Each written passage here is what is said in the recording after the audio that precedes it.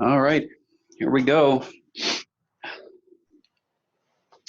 Greetings to my worldview class. This recording is actually being done on Thursday, but I'll be posting it later, and uh, most of you will be watching it tomorrow, which is our last scheduled day before finals week.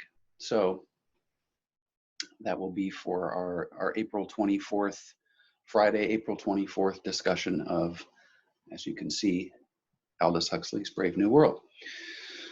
One or two reminders for you. So obviously, for the vast majority of you, you have response questions to Huxley due.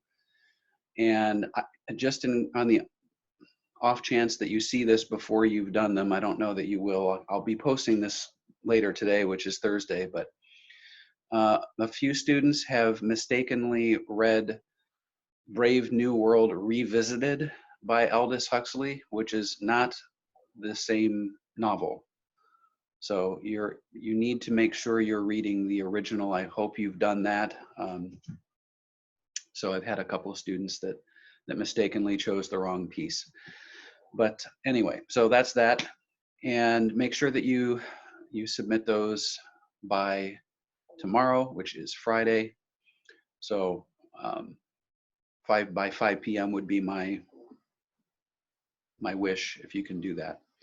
Also, of course, remember that I've already posted the final exam instructions for you on Converge, and that message has been sent out to all of you to your Corbin emails.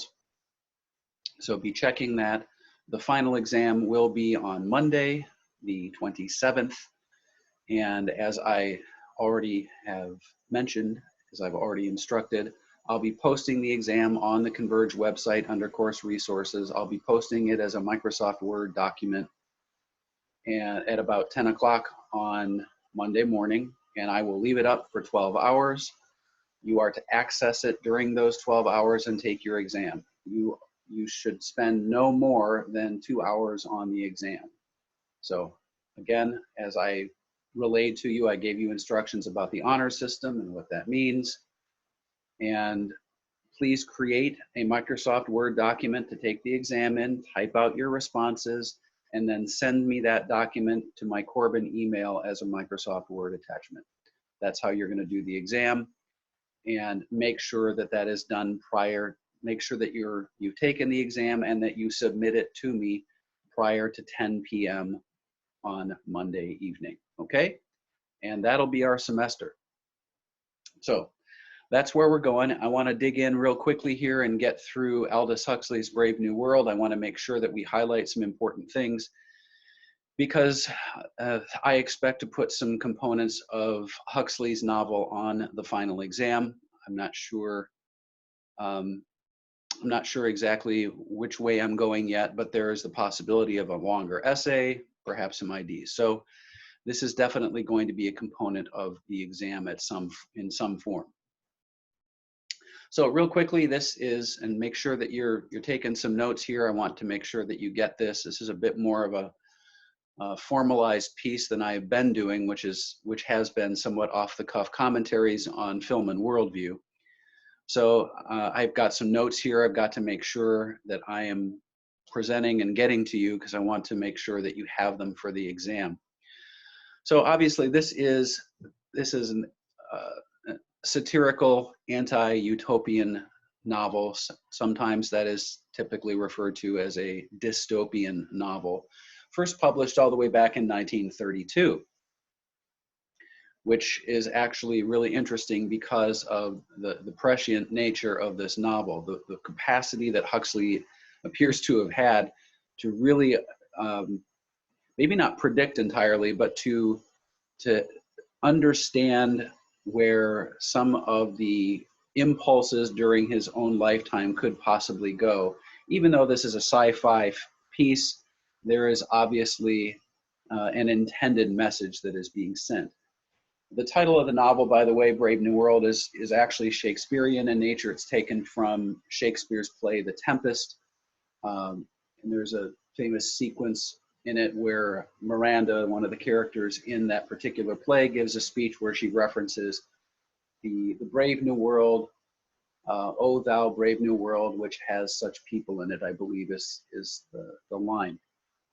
So it's actually an interesting connection for us. Huxley himself, by the way, here we've got Huxley. Huxley himself, born in Surrey, England, into a family of distinguished British scientists and intellectuals. T.H. Huxley was his grandfather. So T.H. Huxley, the so-called Darwinian bulldog from 50 or so years before. And yet his grandson here, Aldous Huxley, becomes a famous man of letters, a social critic. He was something of a, I don't know, we might call him something of a mystic, I suppose. And his life and career really kind of put him at the apex of cultural inquiry and cultural critique. He was a revered thinker. He was consulted by people across various spectrums, very thoughtful individual. His purpose for writing Brave New World was actually, as he articulated, to show what he considered to be the critical threats to modern civilization. So although the novel is, has a science fiction component to it. Oh, good, my neighbor is going to fire up the chainsaw again. I'm always happy when he does this at all times of day and night.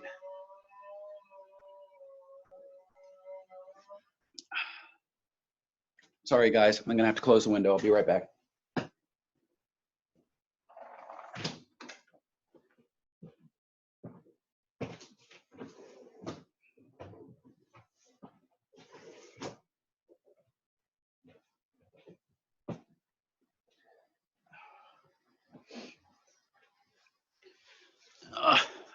I swear that guy's going to have no trees left in his yard. He loves using that chainsaw on just about anything that is living. Hopefully not any person, but certainly a lot of trees are quaking in fear of his chainsaw. Okay. So Huxley is this highly sought after intellectual, and he creates this novel not just as a science fiction piece, but as a way to observe. So, and obviously, as we'll be talking about, he's dealing with concepts like mind control, selective human breeding certainly comes into the forefront, breeding in laboratories, genetic engineering, biogenetic engineering.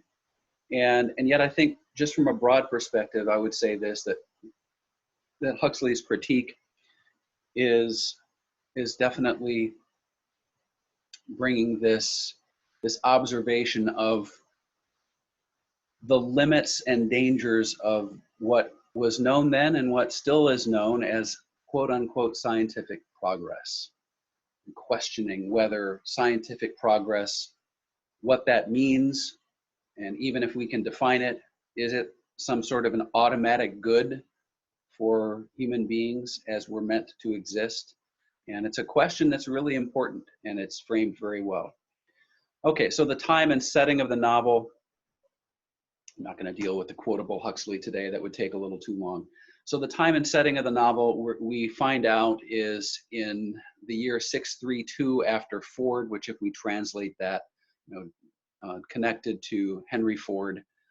The reason for the connection to Ford, by the way, is because of Ford's power plants and the assembly lines, this mechanized orientation. So Ford is this revered figure in the Brave New World.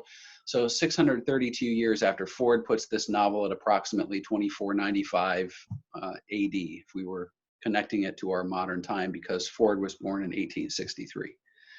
And it is set, as you well know by now, it's set in the imaginary London of the future. So that's kind of the set piece for us, the background. But I want to dig into some other components as well. So let me, oops, this is not functioning as I intended it to. Hold on just a second.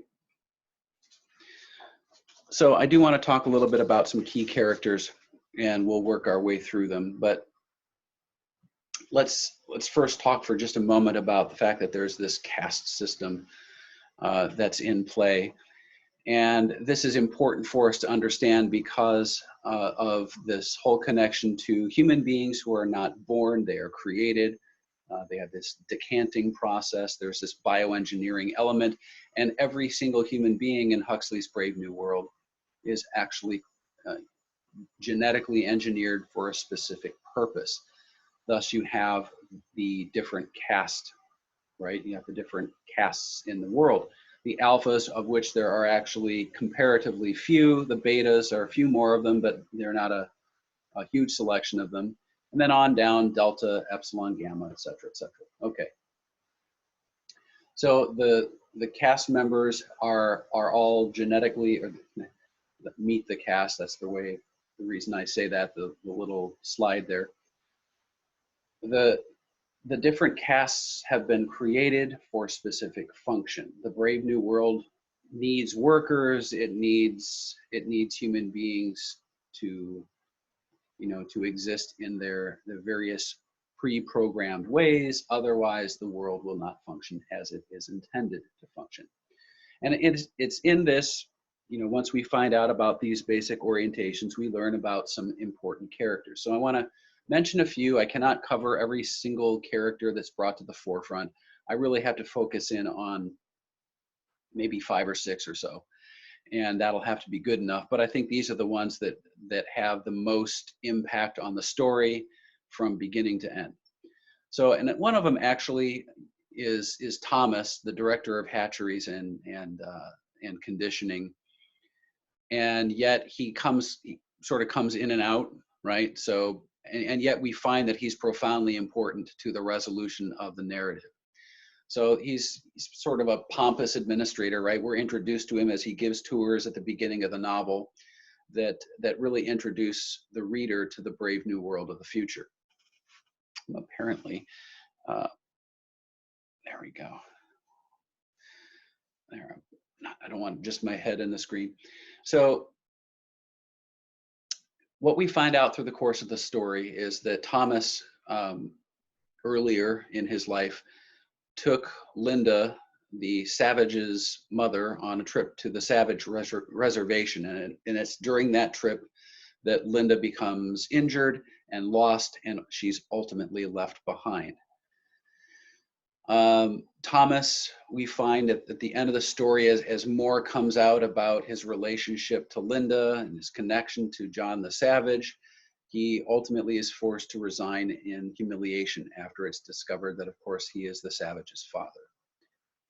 Very important character, but I think these others are probably even more important. The first of which is Bernard Marx. So Bernard is an alpha. He's an alpha plus, in fact. So he is an extremely special individual in the Brave New World because the alpha pluses are very few and far between. Far, far more intelligent and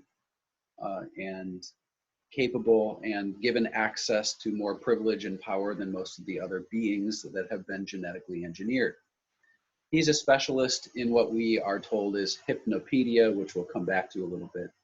It's interesting, though, that even though Bernard is an alpha, he's an alpha plus, we find that he's rather maladjusted, right?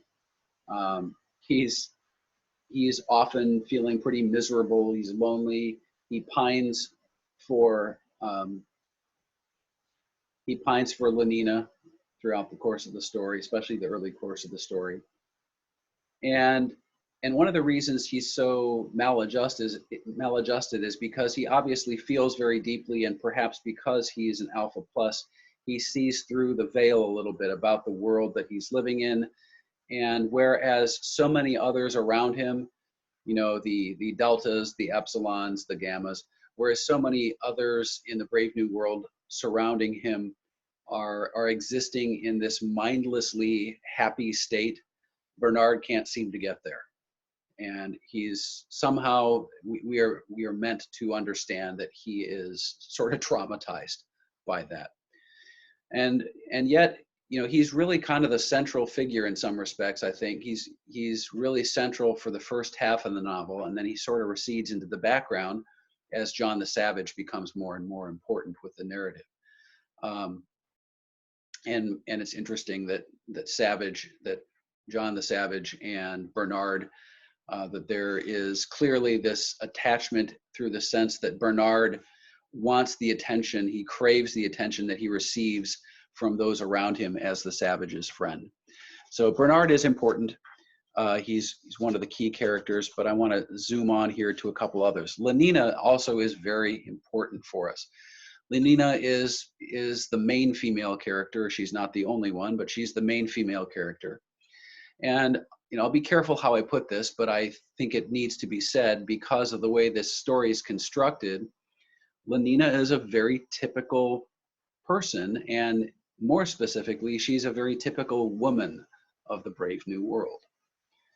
She is beautiful, there's no doubt about that, and yet she has been engineered to be incapable of seeing beyond her conditioning. And we find, her relationships are very shallow, and that's purposefully so. She finds the small, maladjusted Bernard to be, she uses the phrase rather sweet, but she's not in any way, truly attracted to him. She is not drawn to Bernard. And because of the various flaws in her conditioning, she actually, in the course of this story, very surprisingly in some respects, she develops real feelings of love for the Savage, and yet this only happens when the Savage rejects her, which actually mirrors real life for many people, right? Not going to dig into this too much, but I'm not really sure how to account for all of this, but it always struck me as very odd that some of the most interesting and maybe even beautiful young ladies during my late teen years and on into when I started college, that they were often falling for the biggest jerks. And it's almost like the bigger the jerk the guy was, the more drawn to the guy these poor young ladies were. Now that's not always true. Thank goodness that's not always true. But it was true of too many young ladies that I saw, and it was true of too many of my guy friends who just decided it was okay to be like, behave like jerks, I suppose. So so maybe Huxley is speaking to some sort of a very consistent truth when it comes to human existence when he was writing the Lenina character. We're not meant to despise Lenina, but we're meant to. We're certainly not meant to really be keyed in on her and sort of rooting for her, because she is certainly a very superficial individual. Mustafa Mond. Okay, Mond is very important because he is the world controller, right? He's one of 10 world controllers. In fact, he happens to be the resident controller of Western Europe. He's presented. He's got this strong, deep voice. He seems to be sort of mysterious, but he's not altogether unkind. In fact, we are led to believe that Mustafa Mond has some distinct and genuine elements of kindness in his personality. And we do find ultimately later on in the story, around chapter 16, if I'm not mistaken, we find out that Mond once pursued truth as a scientist, but gave it up to become the world controller.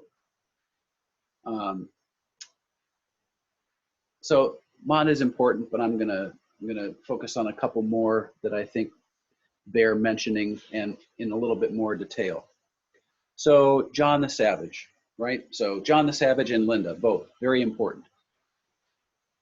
So Savage becomes the most important character in the second half of the novel. We're told that he's a human being from the old society, and because of that, he's meant to represent sort of Western values in a sense. He's quoting. He has a passion for Shakespeare, right? Because of his past in that tribal culture on the reservation. And it's very intriguing, and it's one of the reasons that people are intrigued by Savage, as he's quoting Shakespeare. So he's this human being from the old society. He might be regarded, and I think rightly so, as something of a romantic idealist who is somewhat anguished. And he in the Brave New World, with all of these genetically engineered people around him, they look at the savage and he is deemed in their eyes to be rather primitive, pretty uncouth when it comes to, you know, their civilization, their understanding of what a civilized human being should be. And what we find with John the Savage, he's perhaps the most tragic character in the story, in that his background, his characteristics, the reality that he was in fact born, he was not genetically engineered, and he grew up in a different part of the known world. His character and his background, these traits make it very difficult and ultimately, it seems, impossible for him to adapt to life in the Brave New World. So he is very much an outsider in his old society where he grew up, and there are reasons for that because of who his father was and whatnot. But he ultimately is a stranger in both worlds. And we know what the ultimate price of that is. Now that you've read the novel, I'm not telling you anything you don't know. The ultimate price is that he kills himself. And it's a tragic end to the Savage's life. So Linda, just real quickly, Linda, the Savage's mother, also is very important, even though she doesn't really come to the forefront a whole lot early on in the novel. We find out through the course of the story that Linda was originally an attractive Beta Minus worker from the Brave New World, who ultimately gets left behind at the reservation. So she was careless about birth control, so, you know, pinning some sense of responsibility on Linda for this, I suppose. Is part of the storyline, part of the plot line. And it also speaks to interesting components of judgment in the Brave New World. But we find that she was careless about her birth control, became pregnant, and ultimately her conditioning, when she returns to the Brave New World, her conditioning dooms her to a life of drunkenness and misery, not only back when she was living on the reservation, which is true. She returns to the Brave New World and she continues that basic orientation of her life by taking what we're told is infamously, with the euphemism, is a soma holiday, which basically means that she is incoherent and in a drug-induced haze with soma until her death in the story.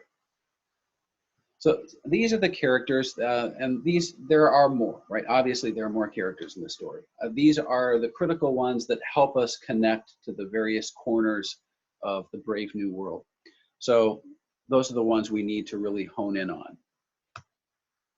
So let's dig into a little bit here, basically, what this novel really hones in on, what the key purposes of the story are as far as what it's trying to tell. Okay, so the main themes and ideas of this plot line. So the first thing I would say is that the Brave New World exists as a satire. So Huxley once wrote that the major theme of the Brave New World was this, the advancement of progress or science as it affects human individuals. And so there is a definite satirical element here. The novel is very much satirizing modern society by creating a future world, right? The world of, the Brave New World of the future, in which population control and things like mental programming have been carried to some obvious extremes. So, and just in passing, I want to say something here that I'm going to come back to in just a little bit. What's really important about the Brave New World is that I think Huxley gets it right as far as the associations we have here in the West. As fascinating as George Orwell's novels, Animal Farm and 1984 being the two most famous, as fascinating as those novels are and were when they first came out, they're speaking to a different reality. The novels of Orwell speak to these cold, cruel, stifling police states where people do not have access to much of anything that they need or desire. But that's not the case with Huxley. Huxley's Brave New World is the world of the West, where we're inundated with with so much, with so much information and our access to power and privilege, at least when the coronavirus is not, threatening our livelihoods, I suppose. But in normal environments and in normal times, the Western world has certainly not been a cold, cruel police state. So Huxley's citizens, I think it's really very applicable. Huxley's citizens in this benign, brave new world are conditioned to be well-adjusted and happy. And that should begin to remind us of some things. So as I'm speaking, I want you to be taking notes, obviously, but I also want you to be really digging into what is it about the brave new world that maybe seems rather haunting and sort of troubling. And I think you'll find that really it centers around the aspects of our own world that align with Huxley's fictional world in this piece. So as Huxley brilliantly points out, the artificially manufactured happiness of these genetically built human beings, their artificially manufactured happiness simultaneously with these folks creates this loss of a number of things. Creates a loss of individualism. It's the loss of human values, the loss of a sense of history, even ultimately, I think, the loss of civilization. So that is a really important set piece, that satirical element that is at the heart and core of Huxley's Brave New World. Okay, the social system of the Brave New World. I do want to talk about that for a few minutes as well. So let's get some things straight here. So the social system of the Brave New World involves a couple of things. So the two major goals of the world, as Huxley states them, are one, to control the population, and also number two, to maintain some semblance of social stability. And there are a number of different measures that have been put in place to achieve those two goals: control the population, maintaining stability. How is that accomplished? Well, it starts early on, right? So even the rigid birth control that's expected of all the beings in the Brave New World. Artificial insemination is another control factor. The caste system itself obviously represents, the different caste members with their levels of engineered intelligence. Well, that's certainly a control measure. The birth process, right? I'm not going to walk you through all those elements, but as you read through the novel, I mean, it's very specific about these, right? The decanting process, it's like we're talking about decanting alcohol here. So the fermentation and decanting process. But here in the Brave New World, it's referencing these genetically engineered human beings. And the decanting process takes place in those different rooms. Like you've got the fertilizing room where it talks to us about the, what do they call it? The Bokanovsky process or whatever it is. The bottling room, the embryo store, the decanting room, all these different rooms even. That's all about, the very strict measures of control as the world is built from the ground up. And the beings that ultimately are produced are put into that world in very specific ways, obviously. So that's an important element as far as the social system of the Brave New World and how it is constructed. Conformity. This one's pretty interesting, especially if we think about the nature of not only the United States, but broadly Western civilization in the late 20th and now the 21st centuries. What do we see in Huxley's Brave New World that in some respects forces us to view this as a mirror? Well, individuality is oftentimes, it's not always true, I suppose, but individuality is in a number of ways, even in the free West, right? It is often discouraged. More often than not, rigid conformity is the order of the day. And it's actually that conformity in the Brave New World is encouraged from the earliest embryonic stages. So in Huxley's Brave New World, it is not only social conditioning, it is biological engineering, and the two merge together as far as conformity is concerned. So biological and psychological conditioning ultimately produce people in Huxley's Brave New World who are quite literally engineered to think alike. So for all the citizens, the deltas and epsilons especially, original thinking is virtually impossible. Instead, what do we see these beings do in Huxley's Brave New World? They're often mouthing slogans that have been conditioned into them. They're not good at individual or independent time. They often are engineered to prefer group activities. And in some very real ways, it doesn't seem like many of the betas and the deltas and the epsilons can stand to be alone. That is part of the group conformity that is expected of them. Again, as I hit the pause button for a moment, how does that construct in Huxley's novel, how does that measure up to our own world? How much do you think conformity is a reality in our own culture and in much of the world today, especially in free, postmodern, technologically proficient and progressive cultures? Conformity seems to be a major issue. Okay.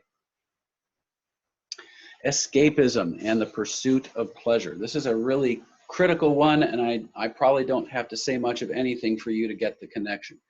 By the way, I put together a bunch of slides, obviously, as you can see, and I was particularly glad that I found the one on the left, the Soma tablets.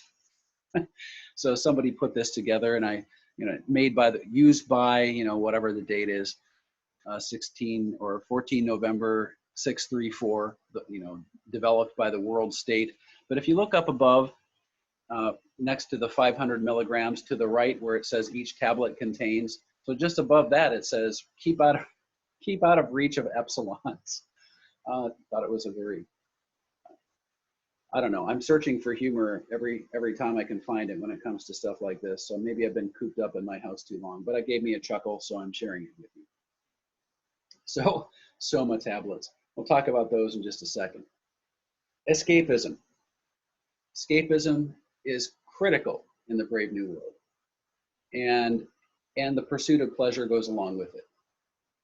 After all, how can these beings, if you give these genetically engineered human beings too much time to ruminate, to think, to contemplate their present, and who they are and where they came from and where they're going when they die, what does death even mean? If you give them too much time to think about those things, they might actually, that thinking might create some semblance of either social or political rebellion in some form.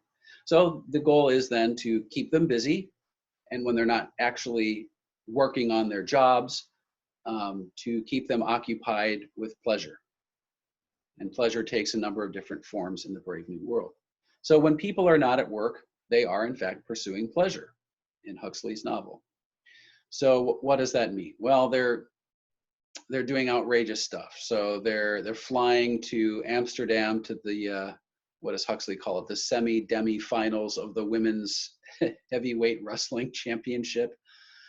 All sorts of activities like that, right? Outlandish, expensive, complex activities. But more fundamentally, we see that the beings in the Brave New World, the people of the world, are trained from early childhood to obviously embrace and enjoy hedonistic pursuits, sex and physical pleasure. It's at the heart and core of who they've been created to be and how they're created to function.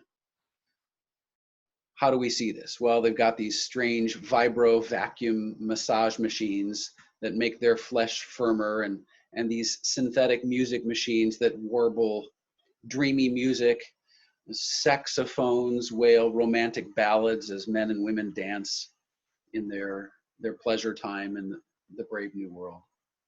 Family life doesn't exist. You don't have families in the Brave New World. Families, traditional family life, traditional families, period, have been outlawed, because that the fear is that that will lead to some unsought connections and possessiveness and other things. So what this means is, and by the way, there's the other association with Soma. When the people of the Brave New World become overwhelmed by their present circumstances or by some choice that they don't feel comfortable with, they've been taught to just erase it, right? How do they do that? Well, they take Soma, which provides forgetfulness. Now, again, if you hit the pause button and you start to think about the modern American West, the modern American culture here in the West, in the 21st century, the parallels are striking. Just think about the ways in which Americans are being prodded left and right to pursue lives of intense hedonistic pleasure at every turn, and to spend money doing it, which I'll get to in just a second here. The Brave New World advocates for that as well. But specifically the idea that, you know what, attachments, genuine relationships, are certainly not always the subject of the day, certainly not always being preached. It is rather the pursuit of a much more hedonistic, materialistic life that has been pushed to the forefront in much of American society. Okay, we're going to come back to that in a sense, but I'm going to keep going. So clearly what Huxley is doing here with the novel is he's being very critical in his satirical essay, or his satirical story. He's being very critical of the vulgar hedonism of modern times. And he illustrates his point by creating a world in which mindless happiness is the norm with these people who populate his story. It's very disturbing and yet actually very effective set piece. Okay, I'm going to skip on down here. I've got a couple other.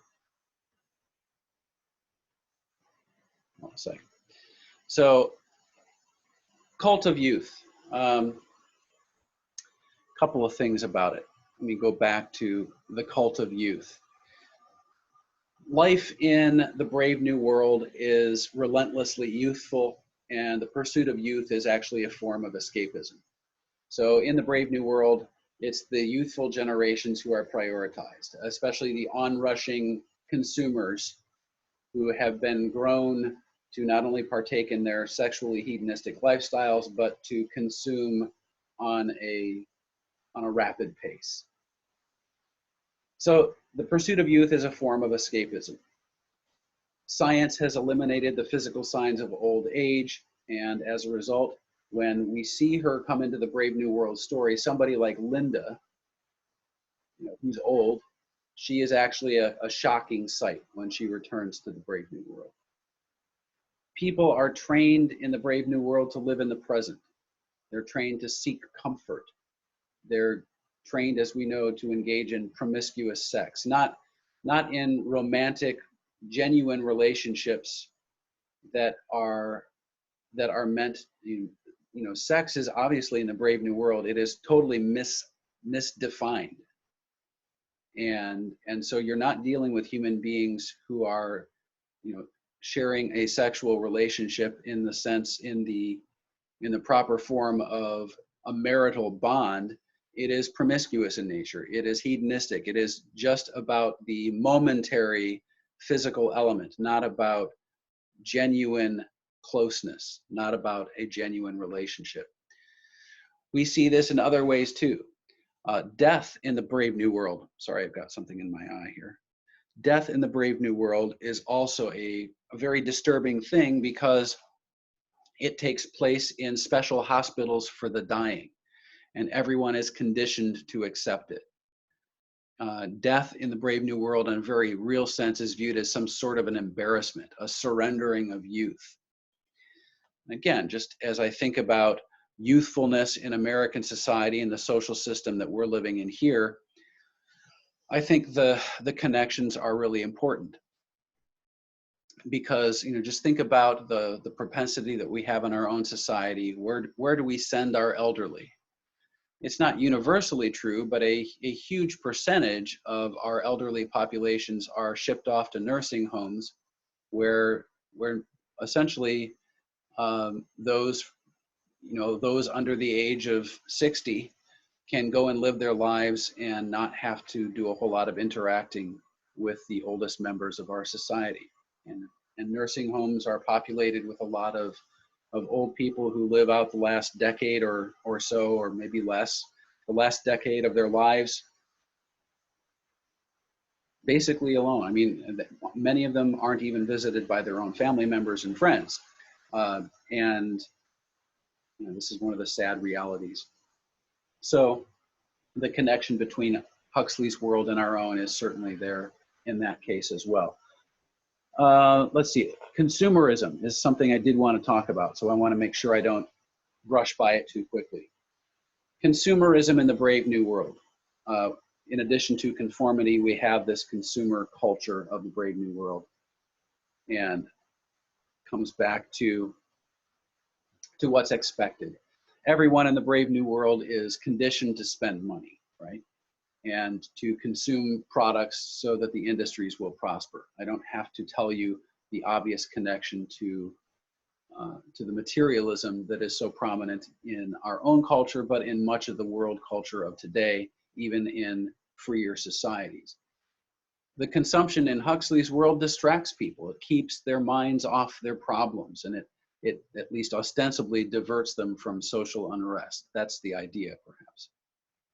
The games that are featured in the Brave New World story are pretty elaborate, requiring all sorts of equipment and therefore elaborate expenditures before they're allowed into the Brave New World society. Citizens are in the Brave New World. If you didn't catch it, this would be like the example where it talks about them being encouraged to play country sports, since this would mean using not only expensive equipment, but also consuming the transportation system to get them from the urban center out to the country and back. So what is this observation about? I think it's probably pretty obvious at this point. Huxley is obviously being very critical about the modern tendency to own material goods as an end in itself, that the ownership of the material goods is actually going to provide this level of positive human experience and contentment, at a base core genuine contentment. And the satire, the critique here that Huxley is offering is a reminder that possessions are just possessions, but in the Brave New World, that's not what they're suggested to be. And obviously, I don't think I need to speak more than a second about this, to be honest, but modern American society in particular is all about materialism. And it seems to be so unbelievably prevalent in our society, and we market it around not only our own country, but the rest of the world. And Huxley would have been, I think, very critical of it, and I think we as Christians would probably be in agreement. So that's another component, economic consumption, which brings us to the comparison part of this that I wanted to get to. Orwell and Huxley. So oftentimes I have students that say, I didn't mind reading Huxley, but I prefer reading Orwell stories, which is fine. I mean, I love George Orwell stories. And in some respects, they are more enjoyable to read. And he was definitely a really skilled writer. So Orwell's wonderful. But again, I'm going to come back to something that we talked about earlier here. For starters, I think you should know that Huxley and Orwell were connected. From 1917 to 1918, Huxley taught at Eton, which is a prep school in Britain, which, by the way, yours truly attended for a short time. His pupil there included the young Eric Blair, which is the pseudonym for George Orwell. So Eric Blair, as a young boy, was one of Aldous Huxley's students. I think that's a really fascinating component.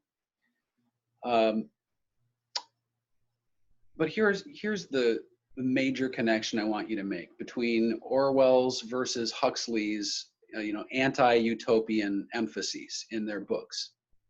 So Orwell, if you've ever read 1984, that would probably be the key novel here. In 1984, Orwell was predicting what the future would be like under an oppressive, totalitarian, communist police state. The blatant horrors and the blatant deprivations of totalitarianism. That is front and center with 1984. Well, what is Huxley doing? Huxley's critique is different and it's more nuanced, but I think it is spot on a critique of our modern world that we're living in, where we're, in many respects, allowed to have, a whole slate of freedoms. Huxley is emphasizing a less overt yet damaging worldview that's prominent in the West.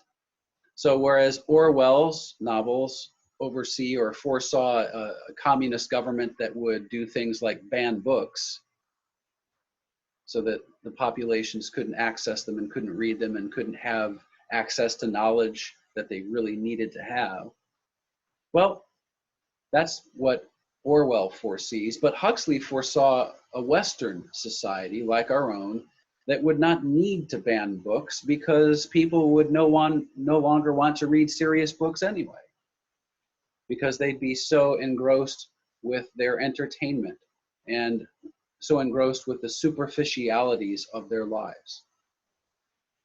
Orwell predicted a closed society deprived of information in a sense, but Huxley predicted a society, and this is spot on, he predicted a society that was oversaturated by information from the electronic media until people are overwhelmed. They can no longer analyze what they see and what they hear.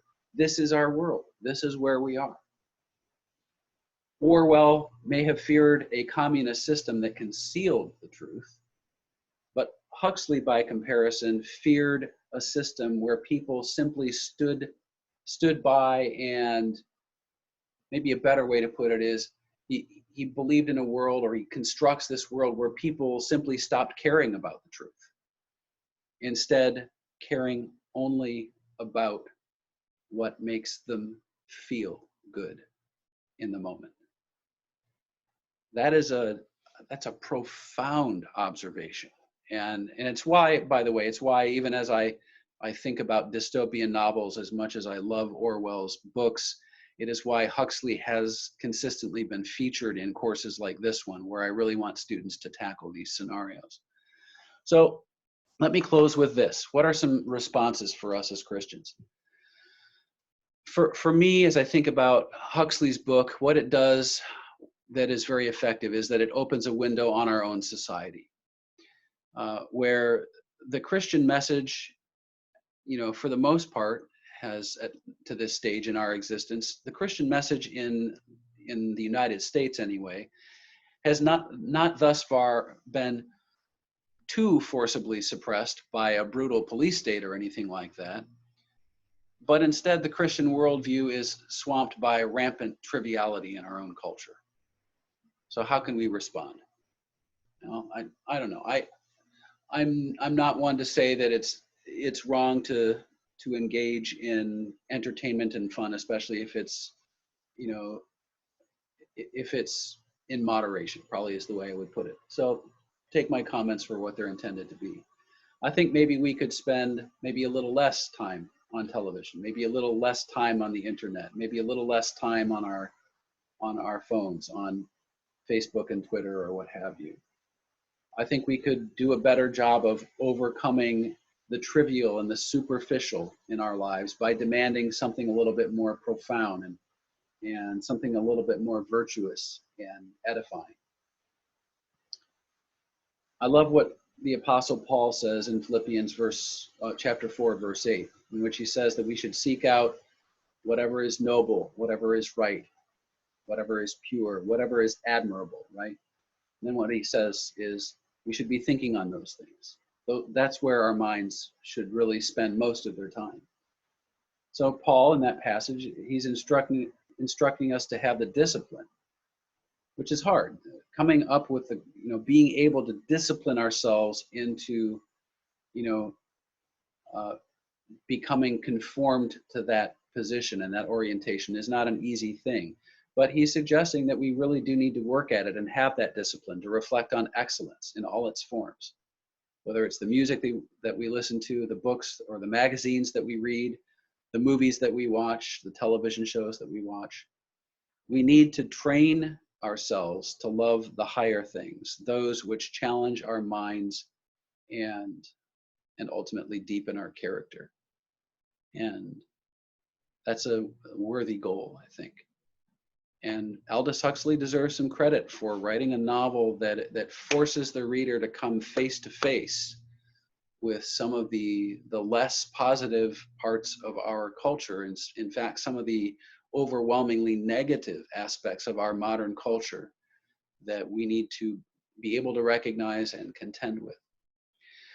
And that's it with Brave New World, folks. And that's really it for our semester as we finish this topic off today. So my hope is that through the course of the semester, you've been challenged to look at, who you are and who God wants you to be in this world. And you've also been challenged to recognize a whole slew of other perspectives on the world that surround you.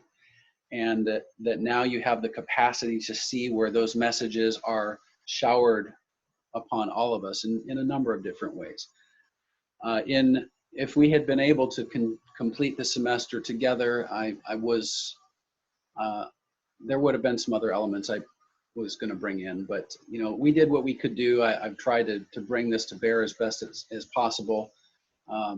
Integrating video games and some television shows and some other things is another component of the course that actually functions better when we're all together. But I hope that you've had a good experience. I hope that this Worldview seminar has really been helpful for you. That's definitely my hope.